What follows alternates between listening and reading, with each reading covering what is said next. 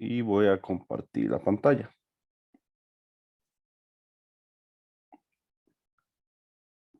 Listo, sí, entonces el laboratorio que nos toca hoy es el 6, oscilaciones amortiguadas. Y pues como pueden observar, si ven la pantalla. Sí, Gracias. El objetivo principal es estudiar el circuito RLC en serie, en un análisis en el tiempo. El próximo laboratorio vamos a hacer un análisis de los mismos circuitos, pero en la frecuencia. Entonces, lo más importante de este laboratorio es lograr determinar cómo se va a comportar ese capacitor en el tiempo cuando tenemos un circuito RLC. Y vamos a definir tres casos eh, o tres tipos de respuesta que nos va a dar el capacitor. Una se va a llamar subamortiguada, una respuesta subamortiguada, una respuesta coamortiguamiento crítico y una respuesta sobreamortiguada. Cuando me refiero a respuesta, me refiero al cómo se comporta la tensión eléctrica del capacitor en el tiempo.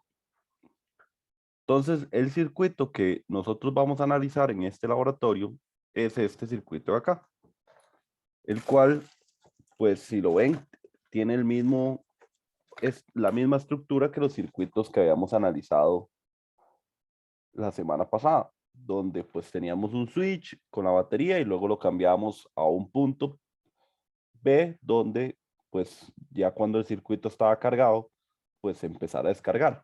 Entonces vamos a analizar esto mismo. Vamos a suponer que inicialmente en algún momento yo tengo el circuito conectado a la batería y pues el capacitor llega y se carga a un V máximo. Eso es lo que yo voy a suponer. Y luego voy a cambiar el switch a B, es decir, lo voy a poner así.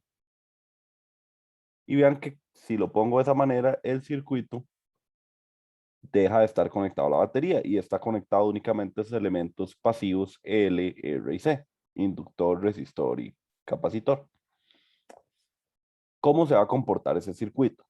Bueno, antes de ver cómo se va a comportar ese circuito, necesitamos analizar un circuito previo que nos va a ayudar a entender mucho eso. Entonces vamos a ir a Paint. Ahora sí. Entonces, el circuito que vamos a analizar previo va a ser casi igual al que vamos a ver en el laboratorio, pero con la diferencia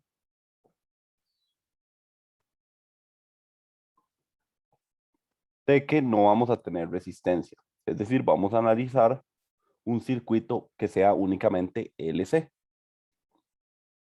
de esta manera.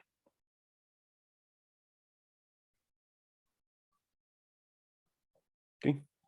Vean que es el mismo circuito, nada más que sin resistencia. Entonces, en algún momento, el switch va a estar conectado a la batería. Vamos a pensar que el capacitor está en V máximo. Se cargó completamente energía de campo eléctrico, ¿sí? Y luego lo vamos a pasar a B. Entonces, cuando el capacitor está totalmente cargado, no hay corriente en el circuito. Cuando yo vengo y lo paso aquí a B, cierro este circuito y pues como inicialmente no había corriente, pues este inductor le está pasando cero de corriente y el capacitor está en V máximo. Entonces se va a hacer nuestro primer estado. V máximo el capacitor y la corriente cero. En el siguiente momento, apenas yo cerré el switch, como ya no hay corriente y no hay una batería que alimente el circuito, el capacitor muy noble que es, dice, ok, yo voy a alimentar el circuito con la energía que yo tengo. Entonces empieza a haber un flujo de corriente. Entonces ya la corriente es una constante. No es una constante, sino que va cambiando. Ya no es cero, sino voy a dejarlo así, como que hay una I. Y como el capacitor es el que está entregando energía, ya tampoco va a tener el V máximo, va a tener un V ahí de transición mientras se descarga. Y la corriente va a ser una corriente I, que es mientras se carga el inductor. Después de un tiempo, vamos a estar en el punto en el cual llegamos a tener la corriente máxima. Y cuando tenemos corriente máxima, ese es justo el punto en el cual el capacitor se quedó en cero. Entonces ese es nuestro tercer estado. El capacitor se descargó completamente Y al tener nosotros corriente máxima, está pasando la corriente máxima por el inductor, significa que tenemos el campo magnético máximo adentro. Es decir, está totalmente cargado de campo magnético. Acuérdense, este se carga de campo eléctrico y este se carga de campo magnético. Entonces la corriente iba en esta dirección y tenemos la corriente máxima. Como el capacitor se quedó sin energía, sin nada dentro de sus placas de campo eléctrico, el inductor, que recuerden era muy rebelde y siempre se oponía al cambio, él dice, ¿cómo? ¿Ya no me van a entregar más corriente? No, entonces lo que voy a hacer yo es que voy a agarrar ese campo magnético que tengo adentro y por ayuda de la inductancia voy a empezar a oponerme a ese cambio. Es decir, la energía que tiene el inductor la va a entregar al capacitor por este otro lado. Entonces la corriente va a empezar a disminuir, pero lo que va a provocar es que el capacitor se vaya a empezar a cargar. Nada más que vean que se va a cargar con una polaridad opuesta a la que tenía en el estado 1. Entonces el siguiente estado es el capacitor cargándose y la corriente pues disminuyendo, pero cargando el capacitor. Después de otro instante de tiempo, el capacitor se logró cargar completamente. Cuando el capacitor se cargó completamente, ya la corriente que pasa es cero y el capacitor tiene el V máximo, pero digámosle negativo, porque se le invirtieron los polos. Entonces aquí voy a ponerlo como negativo. Y el estado 5, tenemos el capacitor totalmente cargado y la corriente cero. Y ahí vienen qué va a pasar otra vez. Ahora, como el inductor ya no tiene energía y ya no hay corriente, el capacitor va a querer entregarle corriente al inductor. Nada más que ahora, como su polaridad es esta, él va a entregar la corriente en esta dirección. Es decir, vamos a estar en un estado 6 en el cual el capacitor se está descargando y empieza a haber una corriente. Vamos a ponerle así una menos I, porque va en dirección contraria a la del inicio. Y luego, este va a llegar a un punto, en otro momento de tiempo, en el cual el capacitor se descargó completamente y el inductor tiene la corriente máxima hacia este lado. Y el V vuelve a ser cero. Y la corriente vuelve a ser máxima. Y ahí vienen qué va a pasar otra vez. Que como ahora el capacitor se descargó, la corriente va a empezar a cargar el capacitor con esta polaridad, porque el inductor va a decir, no, me voy a oponer a ese cambio en la corriente, a esa pérdida que estamos teniendo de repente, y voy a empezar a entregar mi energía al capacitor. Entonces, ese estado 8 sería el capacitor cargándose y la corriente pues disminuyendo. Y vean que luego el estado 8, el ciclo se repite, porque ya estaríamos en el punto antes de llegar a cargar completamente el capacitor con esta polaridad, que era la inicial, vean, y otra vez tendríamos corriente cero, y otra vez tendríamos el mismo ciclo. ¿Qué quiero dar a entender con esto? ¿Cuál es la moraleja? Que al final, en este sistema, únicamente LC, la energía del capacitor se va a estar entregando al inductor y el inductor va a entregar la energía del capacitor. Ellos mismos van a transferirse la energía del uno al otro, porque es un sistema conservativo. No, aquí no hay nadie que fugue energía del sistema. O la energía la absorbe todo el inductor, o la energía la tiene absorbida todo el capacitor, o tienen mitad y mitad, pero la energía no se está fugando. Si viéramos estos 7 estados en una gráfica, en el tiempo, se vería de esta manera. Este sería el V capacitor. Y voy a pintar de color azul la corriente. Entonces, según esta gráfica,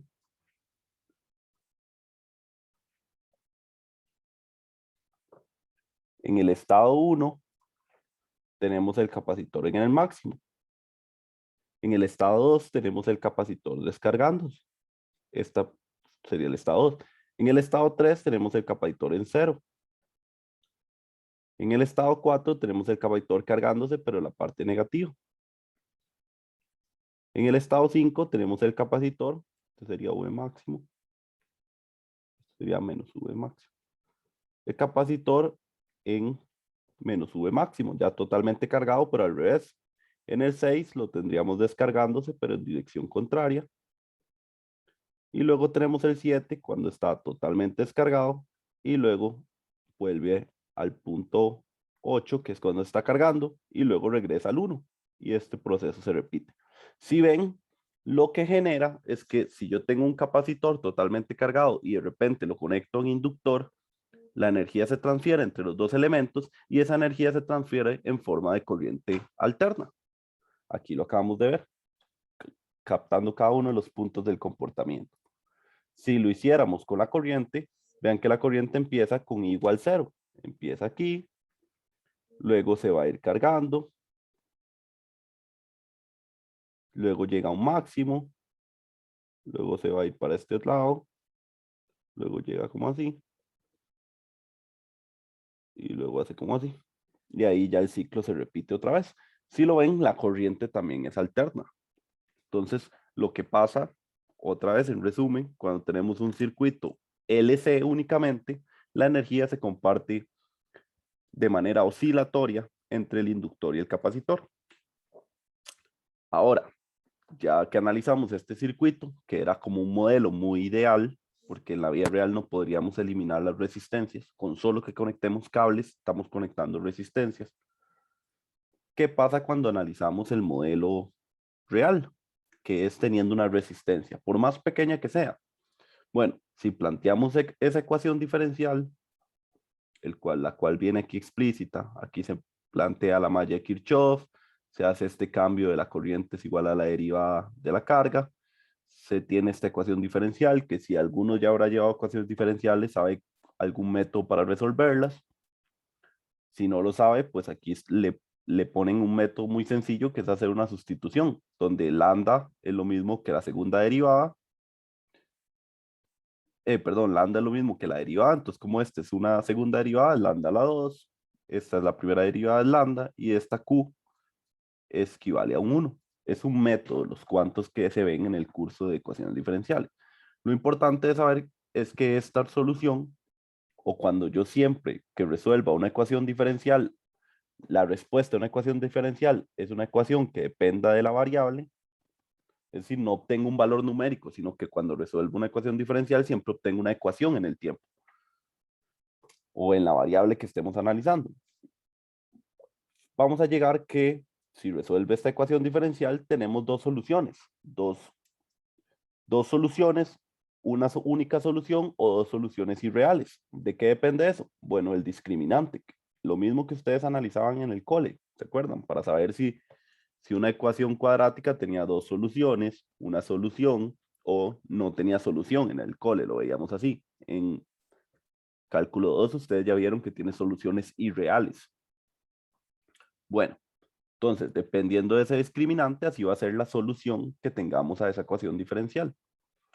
Si ese discriminante es menor que 0, es decir, es compleja la solución, uno resuelve esa ecuación diferencial y obtiene esta respuesta, que es la carga del capacitor es igual a la carga máxima por un E a la menos R entre 2L por un coseno de omega t. ¿Cómo se ve esto en el tiempo? Bueno, si lo graficáramos, eso se ve de esta manera. El cual, vean que este circuito es eh, el famoso RLC que estábamos hablando. Vean qué curioso su comportamiento. O sea, presenta la misma oscilación del intercambio de energía entre el capacitor y el inductor. Vean que oscila la misma oscilación, pero tiene este factor que va haciendo que cada vez la oscilación vaya siendo más pequeña. Eso es porque cada vez que el capacitor y el inductor se intercambian energía, esa corriente tiene que pasar por la resistencia, porque es un circuito. Al pasar por la resistencia, esa resistencia se calienta y libera energía. Ya este sistema no es conservativo, aquí tenemos una fuga de energía. Esta resistencia al calentarse libera parte de la energía en forma de calor. Esa liberación de la energía provoca esta decadencia exponencial. Entonces, de hecho, si vamos a la ecuación de nuevo,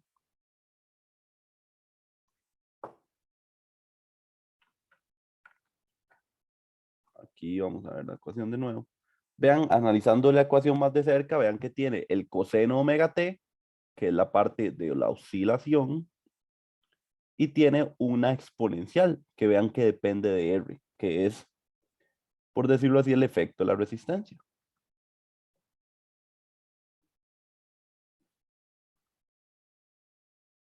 ¿Cómo hacemos para que tener este discriminante negativo en la ecuación? Bueno, eso va a depender de ese valor de la resistencia.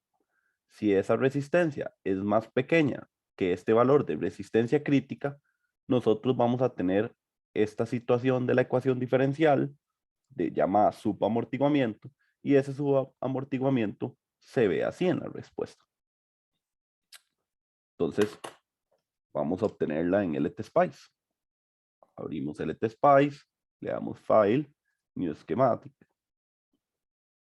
le damos, agregamos un resistor, un capacitor, un inductor,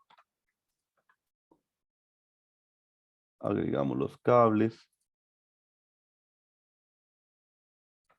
agregamos la tierra, ponemos los valores, a este le voy a poner 10, a este le voy a poner 100 milis y a este le voy a poner un micro. Esos son los valores que pide la práctica, ya que estamos entrando en la práctica. Vean que esta resistencia vale 10 ohms. Yo les dije que para estar en subamortiguamiento hay que tener un valor de resistencia menor a esto. Si nosotros calculamos esa resistencia crítica, para esos valores de L y C que estamos poniendo en el circuito, esa resistencia me da 632,45 ohms para este circuito. Entonces vean que estamos poniendo 10, estamos poniendo una resistencia más baja de eso. Entonces, ahora que yo tengo eso, vean que, o recuerden que para que haya algún efecto en el circuito tenemos que poner un switch, porque si yo le doy así como está, simular, no va a salir nada, porque nunca el programa supo que el capacitor se cargó o algo así. Podemos hacer lo mismo que hicimos el laboratorio pasado de poner una señal cuadrada para simular ese switch. Podríamos hacerlo, pero esta vez lo vamos a hacer un poco diferente. Vamos a decirle directamente al programa que el capacitor está totalmente cargado. ¿Cómo hacemos eso? Con estos parámetros. Aquí donde estamos configurando los valores, vienen estos comandos. Entonces ustedes copian este comando, abren aquí .op, lo pegan y le dan OK. Con este comando estamos diciéndole al programa que la corriente que pasa por el inductor es 0 al inicio. Es decir, está el inductor descargado. Con el otro comando, que es el que viene aquí abajo, igual 10, lo que le estamos diciendo al programa es que el capacitor está inicialmente cargado con 10 volts. Ahora sí, ya que pusimos eso, está completamente construido el circuito. Le damos simular, le damos 100 milis aquí, le damos OK. Es el tiempo que vamos a simular en el modo de trascient. Le damos en el viejillo que sale corriendo y vean que ya exportó los 100 milisegundos aquí.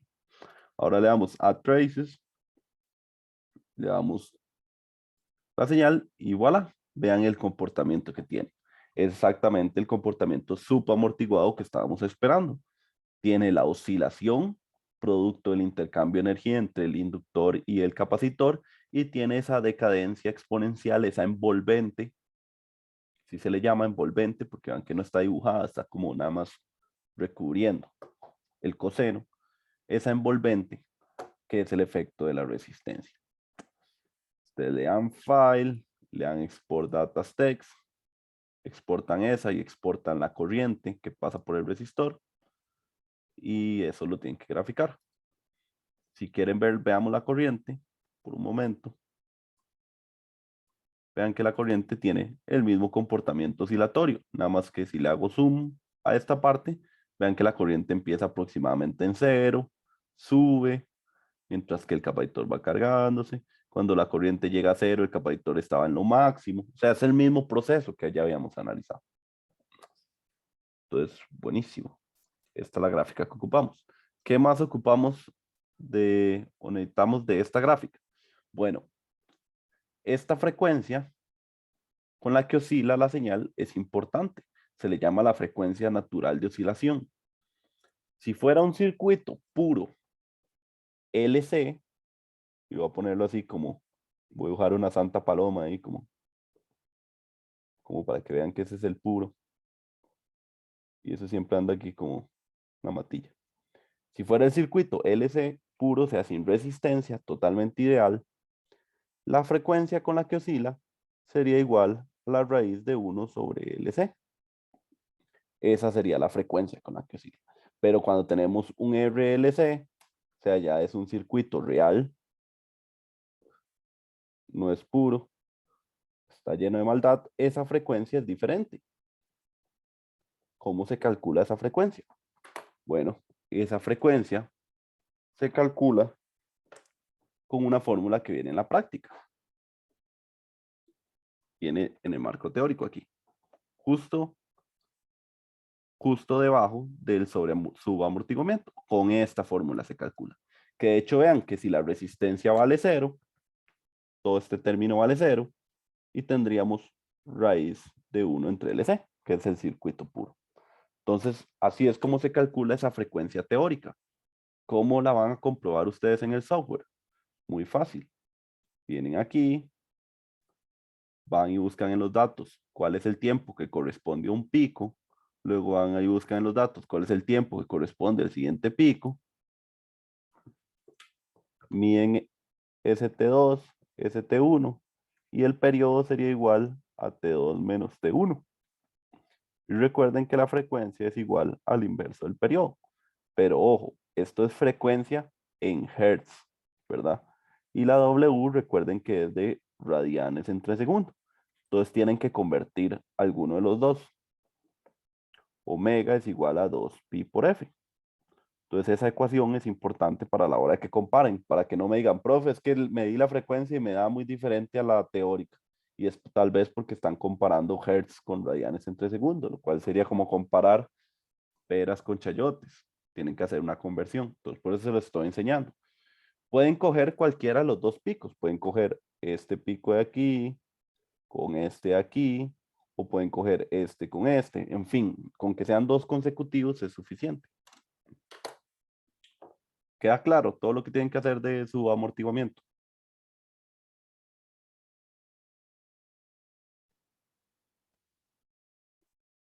Y yo creo que sí, profe. Ok, igual todo está en la práctica también. Nada más aquí lo estamos repasando por si no se les ocurre cómo hacerlo o algo así. Bueno, ya cumplimos con ese caso. Ahora vamos a ver los siguientes casos. ¿Qué pasa cuando tenemos una resistencia que ya no es más pequeña que la resistencia crítica, sino que vale exactamente la resistencia crítica? Bueno, si llegamos a poner una resistencia exactamente igual al valor de la resistencia crítica, es igual a esto, a los 642, 32, 632,45, que calculé hace un rato, ¿qué sucede? Bueno, cuando ponemos esa resistencia crítica, se va a llamar un amortiguamiento crítico. Y lo que le va a pasar a la señal es que la señal va a dejar de oscilar, ya no va a tener oscilaciones. Y no solo eso, aparte de no tener oscilaciones, va a hacer que el capacitor se descargue lo más rápido posible para ese circuito. Y de hecho, cuando obtenemos R igual a resistencia crítica y solucionamos la ecuación diferencial, vean la ecuación que obtenemos, que ya no es aquella con el coseno, porque esta ya no va a oscilar, es simplemente una exponencial. Entonces, ¿cómo se ve esa señal en el tiempo? Bueno, esa señal en el tiempo se ve como esta naranjada de aquí, donde el capacitor, vean, estaba en el valor máximo, que era 10, y se descargó lo más rápido posible a 0. Ese es el amortiguamiento crítico. Esas son las características que tiene. Es justo cuando deja de oscilar la señal y es cuando el capacitor se descarga lo más rápido posible. Luego veamos de una vez el siguiente tipo de amortiguamiento, que se llama sobreamortiguamiento, que es cuando la resistencia vale mucho más que la resistencia crítica, o vale simplemente más que la resistencia crítica. Y el comportamiento que tienen, vea es una exponencial menos otra exponencial. Es decir, son dos exponenciales compitiendo a la vez. El efecto de poner más resistencia que la crítica en el circuito, lo que provoca es que el inductor jale para su lado y el capacitor jale para su lado también. Por decirlo así, el inductor se opone a la corriente y el capacitor se está oponiendo al cambio de la tensión, entonces hay como un choque ahí. Ese choque se ve con la resta de estas dos exponenciales. ¿Qué provoca al final en la salida de ese choque? Que el capacitor se descargue más lento que un caso crítico. Por eso se llama sobreamortiguado, porque le toma más tiempo amortiguarse. Y en esta gráfica se muestra un caso de sobreamortiguamiento, uno del montón de casos que puede haber, porque cualquier valor arriba de la resistencia crítica nos lleva a sobreamortiguamiento. Entre más grande sea la R, más lento cae esta señal. ¿Lo ven? A esta señal le tomó desde aquí hasta acá descargarse por completo, mientras que en amortiguamiento crítico le tomó solo este tiempo pequeño. Entonces vamos a probar eso. ¿Cómo vamos a probar eso? Nada más vamos a poner la resistencia en el valor crítico. Pero antes de ponerlo en el crítico, voy a mostrarles qué pasa mientras voy subiendo la resistencia. La voy a poner en 100. Recuerden, el crítico era 632,45. Vean, lo voy a poner en 100, lo corro y vean el efecto que tuve en la salida. ¿Qué generó? Que al tener más resistencia, el efecto de la exponencial era más fuerte y por lo tanto provocó que el capacitor se descargara más rápido y hubiera menos intercambios de energía. Vean que igual hay una oscilación, pero ahora la exponencial tiene mayor peso porque la resistencia es más grande. Llevémosla a 600 ahora.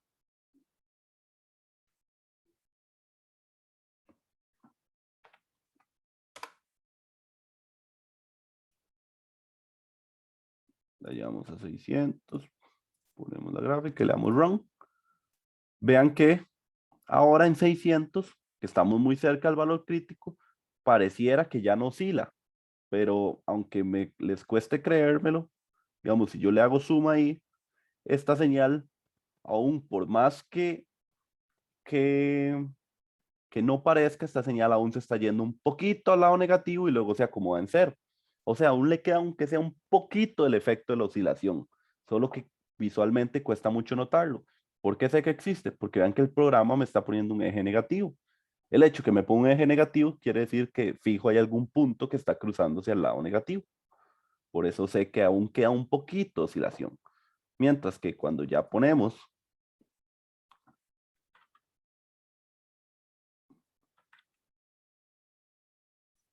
sabe que se me pegó la computadora. Fue demasiado ese zoom.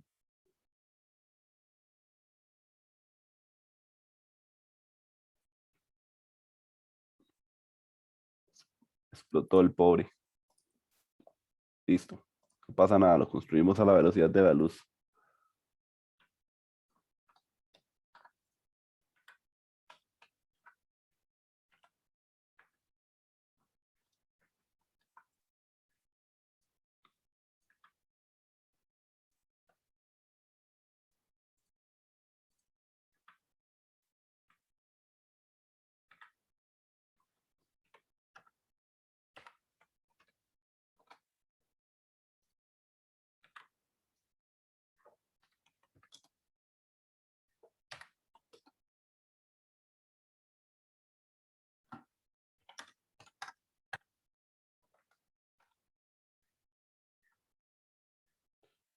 Revisar los comandos nada más.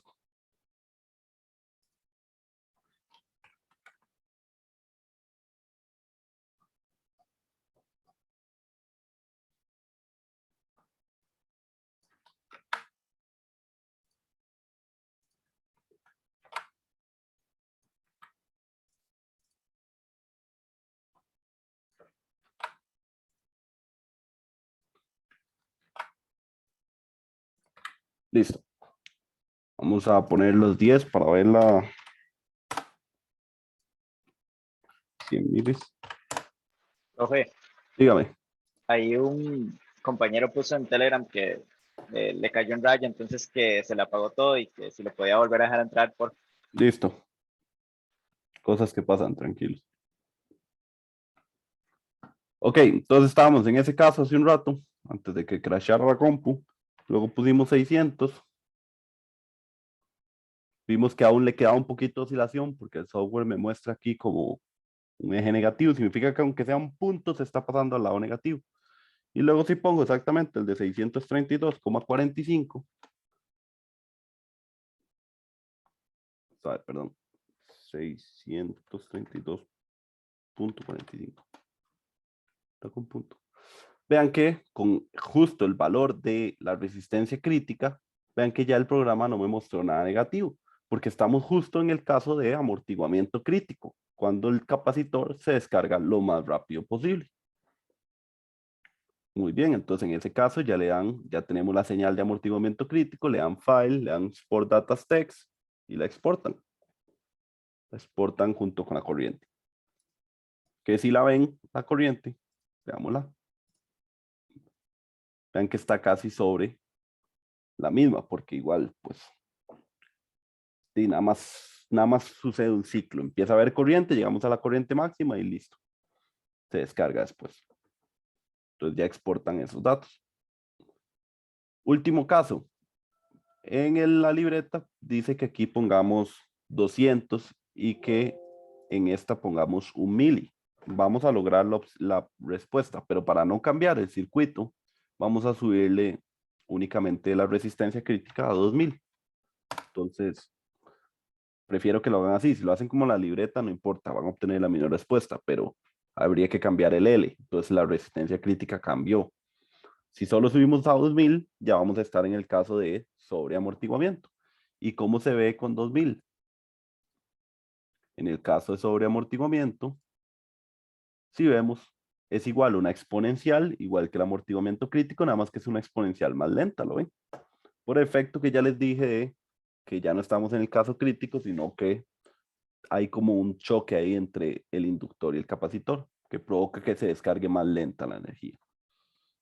Si yo, bueno, esta gráfica ya la pueden exportar, le dan file, exporta datas text, y pues ya tienen las 3 gráficas que se piden en el reporte.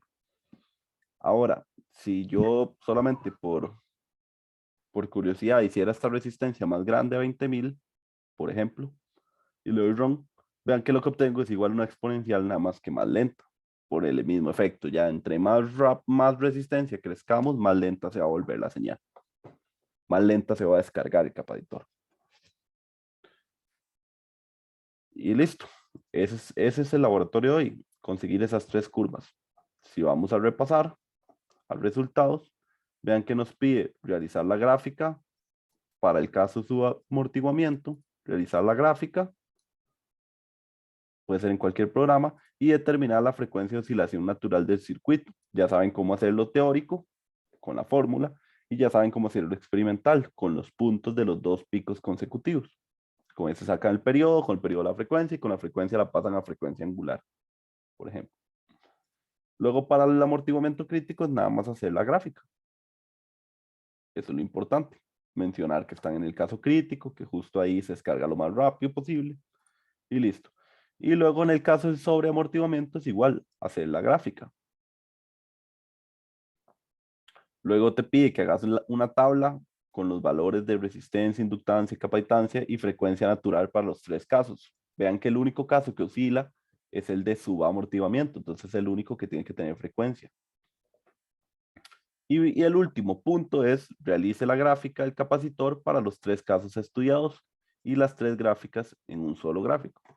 Es decir, esta última gráfica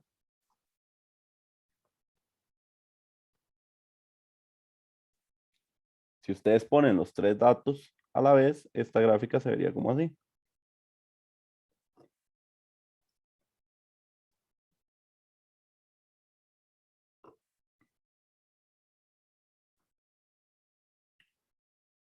Ok, se vería como algo así. Si ustedes nada más agarran los datos y los pegan y los grafican, la señal se ve así en el tiempo y esto sube. Si hacen esto, se los pongo malo. ¿Por qué?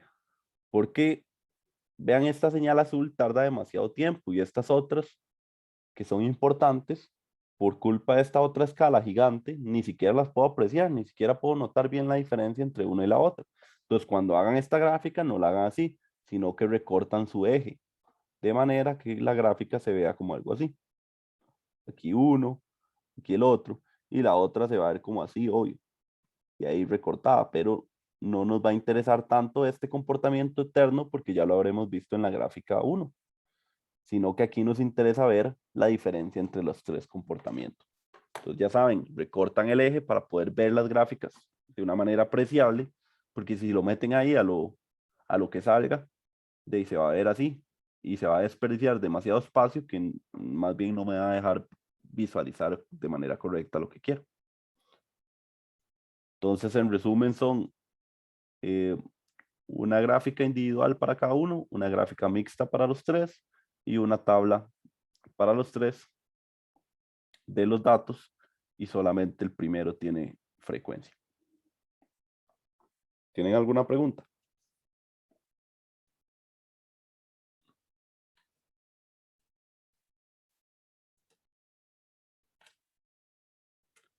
Ok, buenísimo. Entonces, si no tienen preguntas, los dejo para que puedan hacer el reporte. Nos veríamos hasta de hoy en 15, porque la siguiente semana es la semana de desconexión, entonces nosotros vamos a desconectar completamente. Nada más intenten revisar los temas de proyecto para que puedan escoger ya un proyecto para el final del curso. Profe, Dígame. sí, es que yo no he revisado las fechas, pero entonces este reporte se entrega hasta este sábado en 15, ¿verdad? Aproximadamente, sí, no va a haber ningún reporte entregado que se entregue durante la semana de desconexión. Ok, sí, sí, perfecto, pura bien. Ok, genial. Entonces, terminamos. Muchas gracias y nos vemos. No, profe, gracias. A ustedes.